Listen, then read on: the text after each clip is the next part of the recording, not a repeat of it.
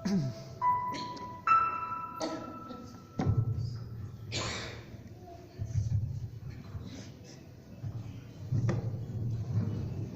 کی کتاب اس کا 19واں باب اس کی 7ویں 8ویں اور 9ویں آیت دیکھیں گے.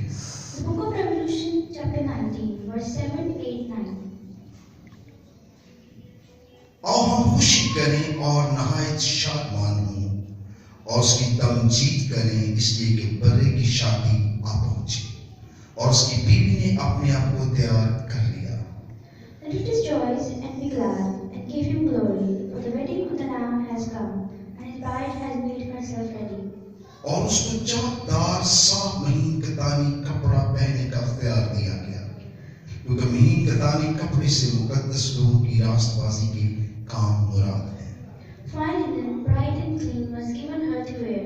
Fine linen stands for the righteous acts of God's holy people. اور اس نے مجھ سے کہا لکھ مبارک ہے وہ جو برے کی شادی کی ضیافت میں بلائے گئے ہیں. پھر اس نے مجھ سے کہا یہ خدا کی سچی باتیں ہیں.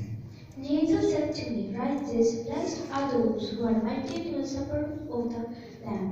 And he added, these are the 2 words of God. خدا کا پاک نام بڑا مستر ہے. نام سے کوئی باعث سے برکت. خدا کا شکر. کتنے لوگ چاہتے ہیں کہ آج کا کلام میرے جیون کی تمام کمزوریوں کوتاہیوں غلطیوں کو فضل میں بدل دے, فتح میں بدل دے. جن باتوں میں میں کمزور ہوں میں زوراور ہو جاؤں اور اپنے آپ کو خدا کی بادشاہی کے لیے راستہ کروں. کتنے لوگ چاہتے ہیں مجھ پر یہ فضل ہو جائے. کتنے لوگ چاہتے ہیں کہ مجھ پر یہ فضل ہو جائے. میں چاہتا ہوں کتنے لوگ چاہتے ہیں کہ مجھ پر کیا ہو جائے, کیا ہوئے. لیکن آپ اپنا کریں گے یسو کے خون میں, یسو نام میں مقدس ایک تعظیم آپ کے بیٹھ میں ہے.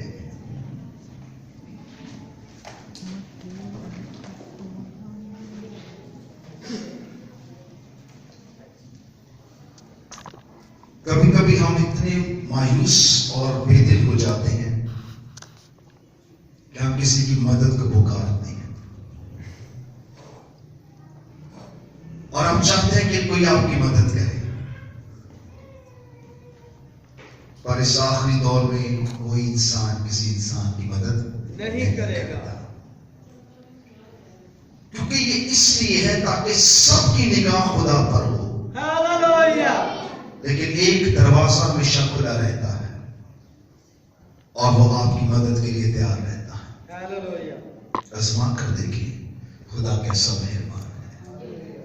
کہتا جب تو مجھے پکارے گا میں تجھے جواب دوں گا. اگر آپ کو 1000 روپے کی بھی ضرورت ہے تو آپ خدا کو پکاریں. ہاللویہ. کسی شخص کے پاس نہ جائیں. اس کے پاس ہوگا وہ نہیں دے گا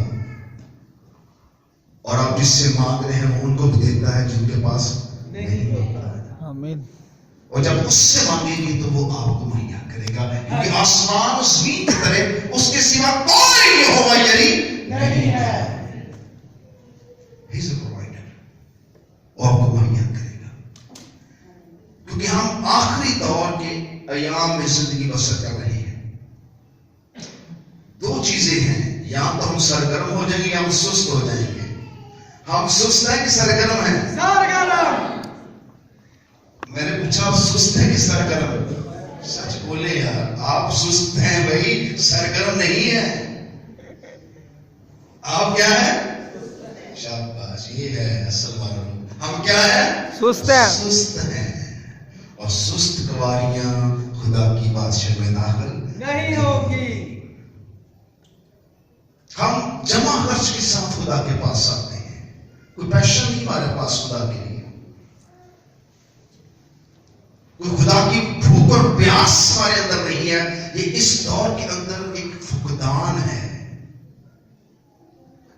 ہر شخص اپنی خواہش اپنی ضرورت کے پیچھے بھاگ رہا ہے, خدا کے پیچھے نہیں. ہر شخص اپنے مسائل اور مصیبتوں سے الجھنوں سے نکلنے کے لیے خدا کے پاس آ رہا ہے, نہ کہ خدا کی عبادت پرستش کے. یا تو ہم خدا کو آزماتے ہیں تو तो या हम लूटते हैं उसको। सो ये एक खुदगर्ज रवैया है और खुदा को इससे कोई दिक्कत नहीं है। तो जानता है कि इंसान क्या है, वो आपकी सारी रवश से वाकिफ है। इन सब हालात की वजह से तो उसने अपने बेटे को बख्शा है, हालेलुया, ताकि उसके खून के वसीला से आप पाक भी हो, आप रास्तबाज भी हो, और खुदा आपको इस मुसीबत के अय्याम में भी आप पर फजल करता है। हालेलुया। मैं सच कहता हूं, अगर यीशु जमीन पर कुर्बानी ना देते तो हमारे लिए आसमान बंद हो जाता। आसमान क्या होता? बंद हो जाता। जैसे नूह के दौर में हुआ, आसमान क्या हुआ? बंद हो गया। लोगों ने घमंड किया कि हम पहाड़ों पर चढ़ जाएंगे, हम ऊंचों पे चढ़ जाएंगे और इस तूफान से बच जाएंगे, मगर हर ऊंची चीज को उसने नीचा कर दिया हालेलुया। और खुदा ने किसी जान को न बख्शा, क्योंकि खुदा जानता था कि जब तक ये जीते रहेंगे ये गुनाह और बदी करते रहेंगे। सो आज हम इस अंजाम तक पहुंचे, हमारे लिए हमारे पास खुदा के कोई प्रेशर नहीं है। हम खुदा के लिए बिल्कुल अपने आप को रास्ता नहीं कर रहे, तैयार नहीं कर रहे। कितना मुश्किल लगता है हमें खुदा के लिए तैयार होना, अपने आप को खुदा की बादशाही के लिए निकालना, अपना रुपया पैसा खुदा के लिए खर्चना, कितना मुश्किल लगता है हमें। और इतना कुछ करने के, इतना कुछ देखने के बाद फिर उसी से मांगते हैं जिसके लिए हमारे पास वक्त और पैसा नहीं है। आपकी मजबूरियों, आपके हालात में से सिर्फ वो आपको निकाल सकता है। इस दौर के अंदर इब्लीस की खास कुव्वत काम कर रही है कि हर बशर अपनी मुसीबत में फंस जाए, लेकिन कलाम कहता है मुसीबतों को होना बहुत जरूरी है। मुसीबतों को होना बहुत जरूरी है। मुसीबतों को होना बहुत जरूरी है। वहीं पे तो आप अपने ईमान को दिखाएंगे, वहीं पे खुदा आपको फतह देगा। हालेलुया। कहता खुशी से आजमाइश में पढ़ो, हालेलुया, खुशी से आजमाइश में पढ़ो ताकि तुम खुदा का जलाल देखो। हालेलुया। हम खुशी से नहीं, हम बड़े डर के कहते हैं मसाइल मेरे पास ना आए, मुसीबतें मेरे पास ना आए, बीमारी मेरे पास ना आए। ये सब चीजें जिनसे आप डरते हैं खुदा आप पर लाता है, आने देता है, वो रोकता नहीं है, क्योंकि आप खुदा के फरजंद नहीं बन सकते जब तक आप इन सब चीजों के सामने खड़े नहीं हो जाते कि मेरा खुदा तो जिंदा खुदा है। देख लें आपके हाथ कहाँ हैं, आपकी आवाजें कहाँ हैं, बुढ़ा बंदा बोल रहा है मेरा खुदा जिंदा है। अलग से आवाज निकाले, बीमारी बाहर निकल जाएगी। मेरा खुदा जिंदा है। मेरा खुदा जिंदा है। उसको तो छूने से लोग शिफा पा जाते थे। हालेलुया। जब उसका नारा बोलेंगे तो आपका सारी बीमारी बाहर आ जाएगी, आमीन। आपके हालात खुल जाएंगे। कहता सिर्फ तुम मेरी इबादत और प्रस्तुति करना, यूं मैं तुझे दिलकश मुमलकत बना दूंगा। हालेलुया। हम आखिरी दौर में हैं और हम खुदा की क्या है? दुल्हन। ये भूल जाते हैं हम खुदा की क्या है? क्या है हम? दुल्हन है। और दुल्हन को खुदा ने रास्ता करना है, आपने नहीं। वो चाहता है कि आप रास्ता हो और वो चाहता है कि आप तैयार हो, क्योंकि आप उसकी खास मलकियत है। खुदा आपको इन हालात और मुसीबतों से इसलिए गुजरने देता है ताकि आप तैयारी पकड़े, आपको याद आए कि मेरा खुदा तो जिंदा खुदा है। मेरा खुदा तो जिंदा खुदा है। काश आप पहली आवाज में बुलंद हाथों के साथ बोलते तो मुझे समझ आते कि आप सुस्त गवारियां नहीं है।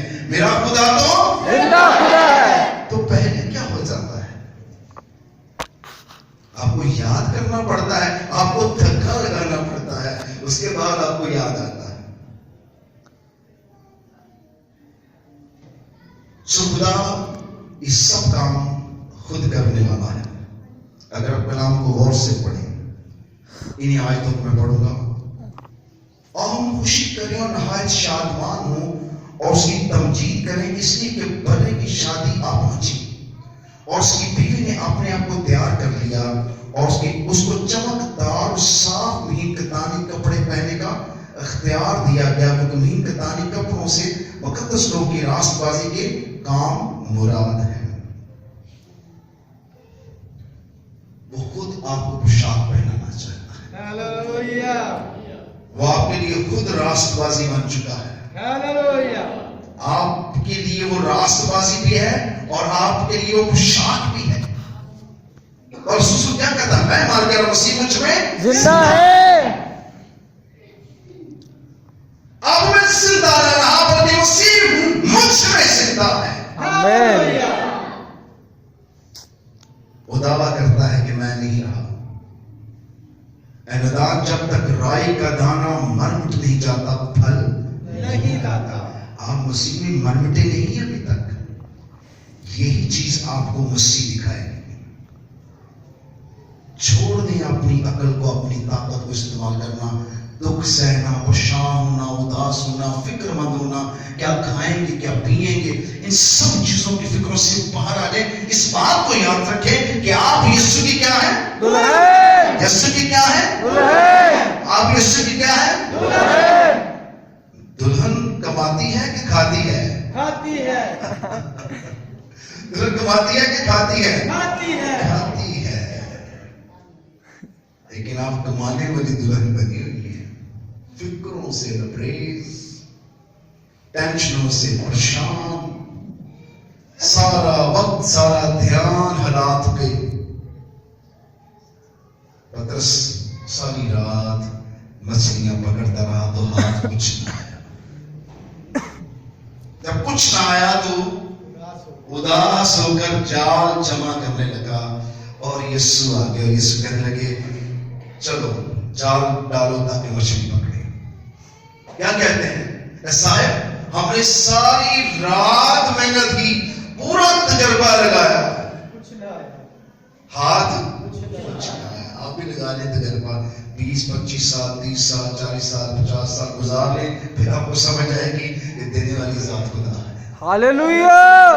करने वाली जात खुदा है। आमीन। बड़ा जोर मारता है इंसान कि वो कुछ कर ले। सो खुदा के कलाम लिखा है कि जब उसने कहा अगर तुम कहते हैं तो डाल देते हैं, बड़ा मायूस होकर यीशु की ताकत के सामने उसने अपने आप को ज़ेर किया और उसने झाड़ डाला। बड़ी खुशी के साथ डाला, कम के साथ, हाँ, कम के साथ। बड़ा थका हुआ था उस वक्त वो, क्योंकि सारी रात तो काम किया था और उदास भी था, हाथ कुछ नहीं आया था। लेकिन सुबह जाल जमा करते ही उसको जाल दोबारा डालना पड़ गया। और जब जाल डाल ही रहा था तो यीशु ने कहा, जाल डल गया है, आप इसे खींचे। तो क्या हुआ? कसरत की मछली आई।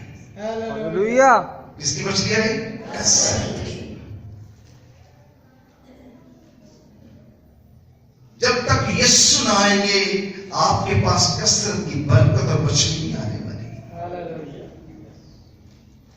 आपकी तैयारी आपका ईमान करता है। आप ईमान रखें इन मुश्किल हालात और तंगी मुसीबतों में, आजमाइशों में यीशु मेरे साथ है।